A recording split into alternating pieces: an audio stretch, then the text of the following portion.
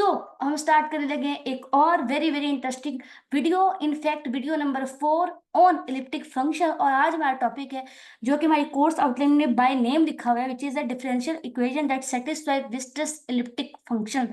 जो हमारे नोट्स है उस पर जो जिस तरह सोल्यूशन हुआ है, जिस तरह डिफरेंशियल इक्वेशन निकाली हुई है, I am not able to understand that. So मैंने ये जो बुक आपके सामने पीडीएफ खुला हुआ है, ये हमारी कोर्स आउटलाइन की बुक नंबर 5 है, which is called special function by रेनवेल।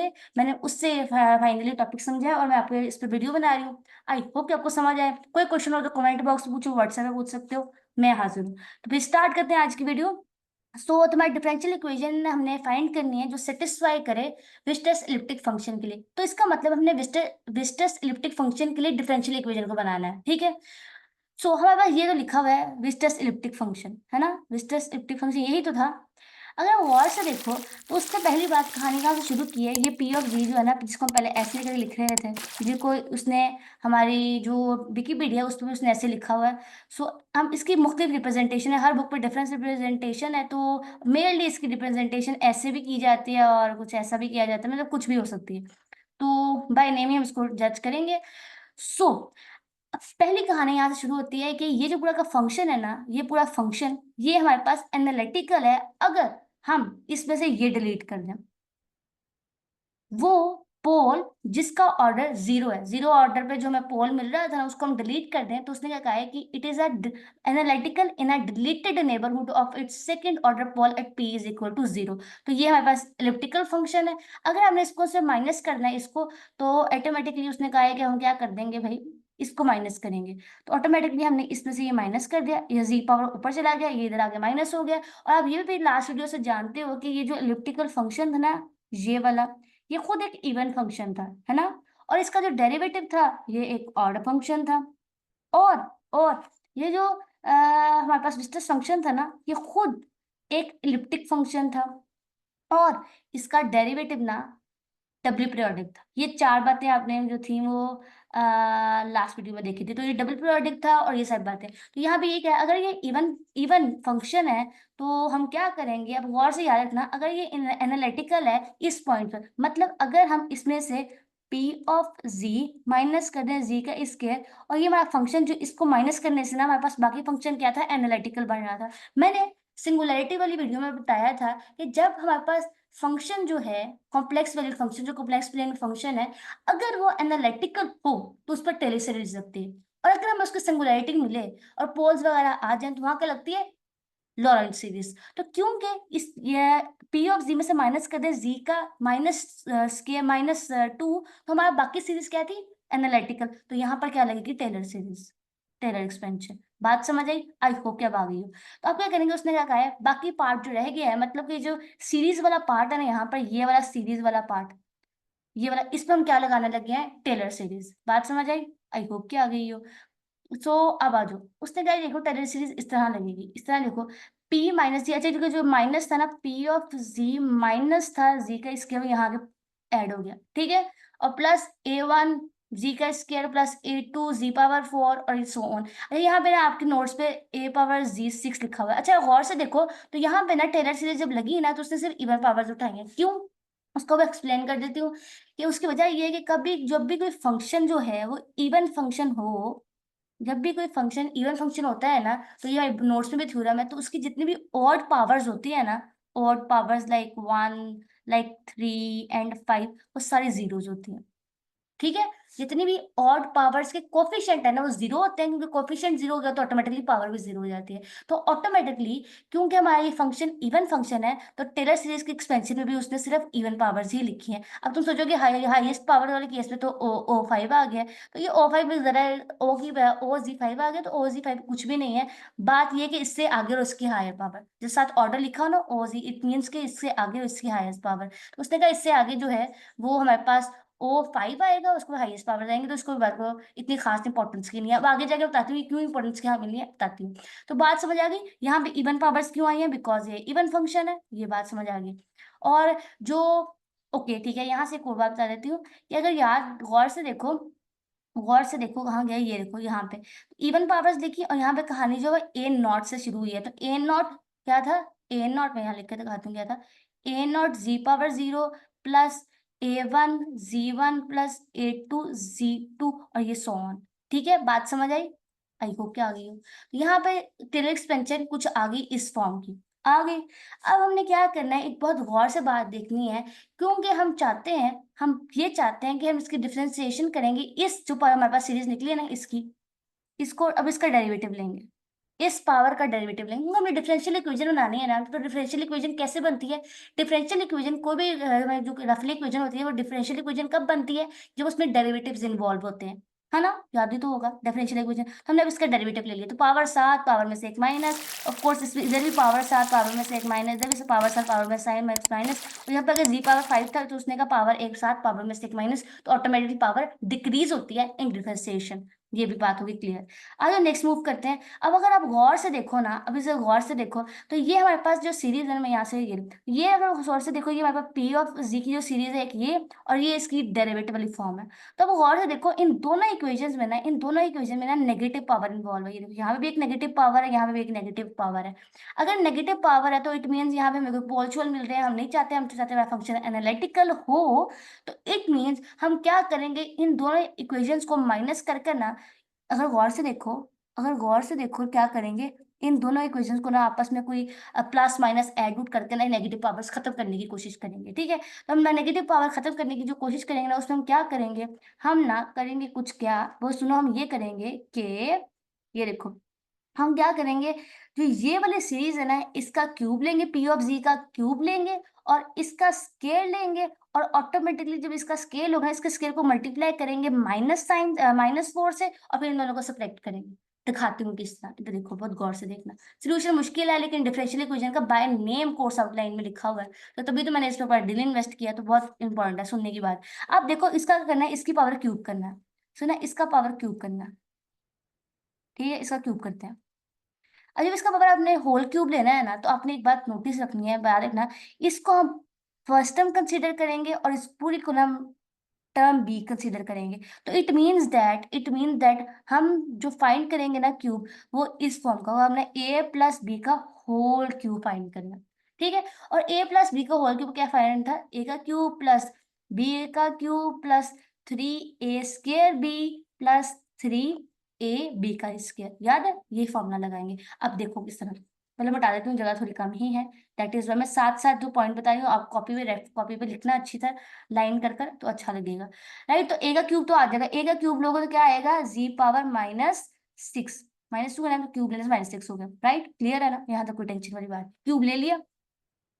Okay, तो अब अगर गौर से देखो, प्लस, अच्छा ठीक है, अब मेरी बात सुनो, बहुत गौर से सुनने वाली बात है, कि अब मैं पहले जो है वो बी का क्यूब नहीं करूंगी, मैं पहले ये टर्म लिख रही हूँ, ए का स्क्वायर प्लस बी, तो 3 एज इट इज आएगा, और ए हमारे पास ये है, तो इसका स्क्वायर करने से क्या आएगा, -4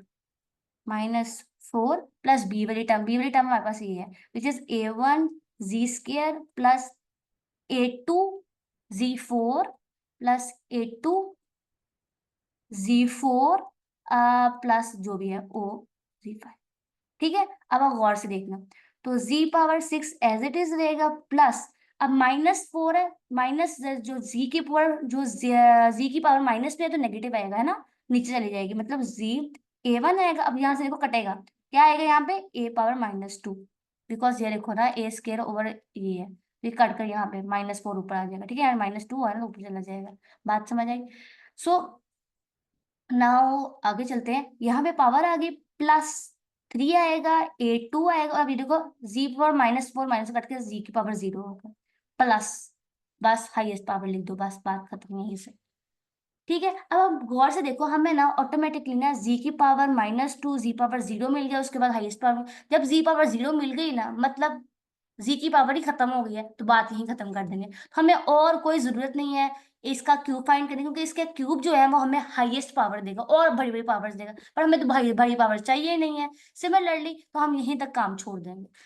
अब हमने बस इतना काम ही करना है, इतनी ही पावर चाहिए, तो हमें यहाँ से इक्वेशन मिल गई, और अगर गौर से देखो ना, तो यही, ये वाली जो मैंने इक्वेशन लिखी ना, वो ये लिखी हुई है, ये z power 6 A3 a power A1 z power 2 ये है, और यहाँ से 3 a पावर A2, और जहाँ पर z पावर मैंने 0 लिखी है 1 आ जाएगा, प्लस हाईएस्ट पावर। समझ आई, ये इक्वेशन किस तरह बन गई। अब आ जाओ दूसरी इक्वेशन फाइंड करते हैं, आ जाओ। दूसरी वाली इसका, अब हमने इसका क्या लेना था, दूसरी वाले का हमने क्या लेना है, दूसरी वाले का क्या लेना है, स्केयर। तो डेरिवेटिव वाले का स्केयर लेंगे, इसका स्केयर लेंगे। अगेन अगेन अगेन इधर देखो, दोबारा से देखो, इसको आपने स्केयर ए मानना है और इस पूरी टर्म को बी ट्रीट करना है, और होल का स्केयर। तो अब देखो किस तरह लेंगे इसका स्केयर। इसका स्केयर लेने का ये बहुत सिंपल है, इसका इसका स्केयर ले लो तो क्या आएगा, -4 और -6, ठीक है। और यहाँ से अब देखो, अब अगेन, अब मैं अगर इसका, मैंने इस पूरी टर्म का स्केयर वाली टर्म नहीं लेनी, क्योंकि इसकी ज्यादा, इसका मैं इसकी स्केयर वाली टर्म को कंसीडर करूंगी तो वो मुझे और बड़ी पावर्स देंगे, मुझे हाईएस्ट पावर चाहिए नहीं है, मुझे थोड़ी थोड़ी पावर्स में इंटरेस्ट है, तो हम दूसरी वाली लेंगे। तो हम +2ab वाली टर्म लेंगे, मैं यहाँ पे 2ab वाला टर्म लिख लूंगी, तो +2 लिखेंगे। और ए वाली में टर्म में मेरे पास ये आ जाएगा -2 z⁻³ और बी वाली में पूरा वो वाला टर्म आएगा a⁻1 z +4a2 z³ +OZ4। ठीक है, अब देखो हिसाब किताब देखो, ये लो ले लेते हैं। ठीक है, ये वाली टर्म तो एज इट इज आ जाएगी नीचे, विच इज कॉल्ड z -4 z⁻6, और यहाँ देखो तो क्या होगा, 2 क्या होगा, कोर्स 8 आएगा। ठीक है, -8 a⁻1 और माइनस यहाँ पे आएगा z² -z2, ठीक है ना, वन पॉजिटिव है नेगेटिव, राइट। सो अब अगेन माइनस साइन आएगा, तो ये 4 × 4 वी गेट 16, या 4 × 4 वी गेट 16, और अब ये देखो -3 +3 z0 हुआ, बात खत्म। और प्लस हाई पास z0 आगे कहानी होगी खत्म, हमें ये टर्म ही चाहिए थी। और गौर से देखो ये टर्म ये लिखी हुई है, ठीक है, ये टर्म ये नहीं, ये ऊपर लिखी हुई है, ये टर्म साइज मैंने निकाली है ना, वो टर्म ये लिखी हुई है, 4 ये, ठीक है एवरीवन। और यहाँ पे ना पॉजिटिव इसलिए लिखा हुआ है, बिकॉज यहाँ पॉजिटिव इसलिए क्योंकि ये होल का स्केयर लिया हुआ है, इसका स्केयर लिया हुआ है हमने, ये पॉजिटिव होगा जो नेगेटिव था। आई होप कि आपको समझ आ गई। तो दोनों फॉर्म का डेरिवेटिव भी बना लिया, उसका क्यूब और उसका जो स्केयर है वो किस तरह फाइंड किया। आई होप कि आपको अच्छी तरह समझ लग गई होगी। ठीक है, इस बुक का जो पीडीएफ है ना मैं डिस्क्रिप्शन बॉक्स में डाल दूंगी, ताकि आप लोग इजीली जाके खुद पढ़ भी सकें, या फिर आप स्क्रीनशॉट भी ले सकते हो, आपको फोन पर देख रहे हो तो। ठीक है, तो हमारे पास एक इक्वेशन ये निकल आई है, एक सेकेंड। सो एक हमारे पास इक्वेशन ये निकल आई है, एक सेकेंड दे लो। तो एक इक्वेशन हमारे पास ये निकल आई है आफ्टर टेकिंग इट्स क्यूब, और दूसरी हमारे पास जो इक्वेशन निकल आई है ना वो है हमारे पास, नहीं नहीं ये नहीं निकली है, ये आफ्टर, ये बिफोर है। ठीक है, एक हमारे पास इक्वेशन ये निकल आई है स्केयर करने से, और डेरिवेटिव और इसका क्यूब करने से हमारे पास ये इक्वेशन निकल आई है। और अगर आप इन्हें गौर से देखो ना, बहुत गौर से देखो, तो हमने इन दोनों इक्वेशन को सेम कर दिया है। देखो coefficients are same, coefficients are same, coefficient कह रही हूँ, पावर्स आर सेम, या पावर्स आर सेम ना, गौर से देखो, powers are same, powers are same, powers are same. Now अब क्या करेंगे, नेक्स्ट स्टेप इज टू, हमारा मेन गोल जो था नेगेटिव पावर को खत्म करना, हमने सारी कहा नेगेटिव पावर के लिए जाए, तो अब ये गौर से देखो, अगर मैं ये -4 डालूं तो ऑटोमेटिकली कट जाएगा, है ना, बस अब यही करना है। अब मैंने यही करना है, अब यही करना है। अब मैं इसको -4 से मल्टीप्लाई करके देखती हूँ क्या बनता है। तो यहाँ पे आ जाएगा -4, और यहाँ पे आ जाएगा -12, एंड हेयर अगेन -12, और यहाँ पे हमारे पास जो भी इसको, हाँ इस पर इसको रहने देंगे, इसका कुछ भी नहीं करेंगे। ठीक है, तो अभी और को -4 आ गया ऐसे, ये वाली टर्म, और इसको देख लो 0 आ गया, और यहाँ से देखो -8 -12 वी गेट -20, -16 -12 वी गेट -28, और ये एज इट इज आ गया। बात समझ आई, ये इक्वेशन बन गई। आई होप क्लैरिटी मिल गई, ये से हमने यहाँ से एक इक्वेशन बना लिया। अब एक और काम, अब हम जाएंगे ऊपर अगेन, और ये अगर किसी को याद हो ये वाली टर्म, अब इस टर्म को मैं जरा पहले हाईलाइट कर दूं, ये वाली टर्म। अब हम कुछ करने लगे हैं, हम क्या करते हैं, इस पूरी टर्म को ना मल्टीप्लाई कर देंगे 20a1 से। ठीक है, 20a1 से, तो p(z) यहाँ से इज इक्वल टू 20a1, और यहाँ पे आएगा -2। ओके, एक सेकेंड को मैं जरा नीचे से देख लूँ, या वी आर गेटिंग राइट, -2। अरे अगर वो गौर से देखो हम यहाँ पे ऐसा क्यों कर रहे हैं, अगेन हमने एक नेगेटिव पावर तो खत्म कर ली, बट क्या हुआ, हमें यहाँ से एक और नेगेटिव पावर मिल गई, ये देख रहे हो। अब हम सारा ड्रामा इस नेगेटिव पावर को खत्म करने के लिए करेंगे। पहले हमने एक साइड नेगेटिव पावर को खत्म करने के लिए किया सब कुछ, अब दूसरी नेगेटिव पावर को खत्म करने के लिए क्या करेंगे, देखो ठीक है, क्या करेंगे वो ये है। अब हमने मल्टीप्लाई किया तो यहाँ से, हाँ ठीक है, 20a प्लस ये लो हाईएस्ट पावर, कुछ बाकी बाकी सब को हमने हायर पावर लिख लिया ऐसे करके, हायर पावर्स। ठीक है, और यहाँ से अब इसकी जगह ना हम ये पुट कर देंगे, क्योंकि यहाँ से इसकी वैल्यू जो है ना वो आ जाएगी यहाँ से a1 minus a2 is equal to, ये इधर जाके माइनस हो जाएगा, तो 20a1 p of z minus o highest power. तो इसकी जगह ना ये 20a1 जी पावर -2 की जगह हम ये लिखेंगे, यहाँ पे भी उसने ये करके दिखाया, ये देखो। अब इसकी जगह ना अब हम ये लिखेंगे, ठीक है। तो अभी देखो ये इधर चला गया, और यहाँ पे जब हम सब्स्टिट्यूट करेंगे ना ये, तो यहाँ पे हम सब्स्टिट्यूट करेंगे, मेरे पास क्या आएगा, नेगेटिव ऑफ, तो ये नेगेटिव आएगा ना, तो नेगेटिव ऑफ ये 20a1 p1, और ये ऑटोमेटिकली वहां शिफ्ट हो जाएगा, ठीक है। तो इन दी एंड मेरे पास रिक्वायर्ड फॉर्म बनेगा ना, वो ये वाला होगा। बड़े भी मैम कॉम्प्लेक्स किस्म का सोल्यूशन आपने करवाया है, बट देखो ये बहुत इंपॉर्टेंट है।